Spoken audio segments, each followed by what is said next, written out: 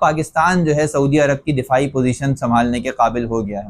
الحمدللہ اس کا بہت فائدہ ہے اور اس کے ثمرات اور اس کے اثرات مڈل ایسٹ پر بہت گہرے پڑنے والے ہیں، لیکن ہم اس معاہدے کی ذیل کے اندر یہ بھی غور کرنا چاہیں گے کہ آیا اس معاہدے کے اندر کیا کیا چیزیں شامل ہیں۔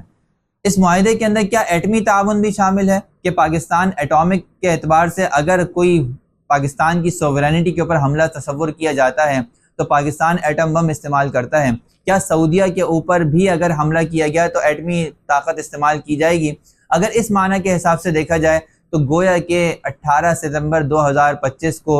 انڈائریکٹلی سعودیہ بھی ایک نیوکلیئر پاور بن چکا ہے۔ کیوں؟ اس لیے کہ سعودیہ کی حفاظت کرنے والی جو پاکستان اسٹیٹ ہے وہ بہرحال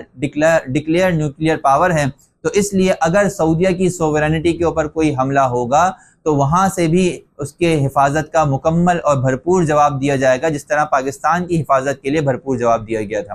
اور اس کا ایک بڑا فائدہ یہ بھی ہے کہ ہم جانتے ہیں کہ جس طرح پاکستان کے برابر میں انڈیا ہے، اسی طرح سعودیہ کے برابر میں اسرائیل ہے، اور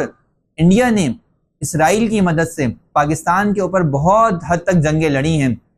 حتیٰ کہ جو آخری جنگ ہوئی ہے اس کے اندر پاکستان پر جو ڈرون استعمال ہوئے ہیں وہ اسرائیلی ڈرون استعمال ہوئے ہیں۔ اب آپ جانتے ہیں کہ پاکستان کے لیے بالکل نادر اور بہت ہی زیادہ بہترین موقع ہے کہ وہ اینٹ کا جواب پتھر سے دے۔ اب وہ سعودیہ میں بیٹھ کر اسرائیل کے اوپر مکمل نظر رکھ سکتا ہے، یہاں تک کہ صرف 200 یا 250 کلومیٹر کے فاصلے کے اوپر سعودیہ سے موجود اسرائیل کے اوپر بمباری بھی کر سکتا ہے۔